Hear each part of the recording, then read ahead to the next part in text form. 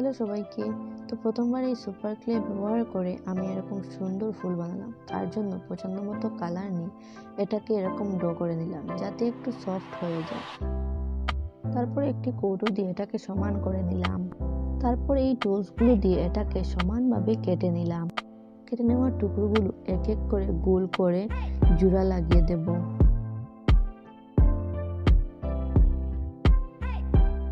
Tools দিয়ে এটাকে এরকম শেপ দিয়ে দেব। মাঝে যেহেতু ডিফারেন্স কালারের ক্লে দেব, তাই এটাকেও সেম প্রসেসে গোল করে বসিয়ে দেব। ফুলের ডাটা বানানোর জন্য এরকম ছোট বাঁশের টুকরো ফুলের মধ্যে গেঁথে দিব।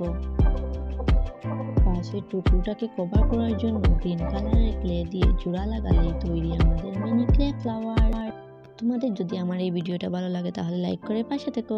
এরকম আরো নতুন নতুন ভিডিও দেখতে আমার এই চ্যানেলটা সাবস্ক্রাইব করে দিও। Thanks for watching.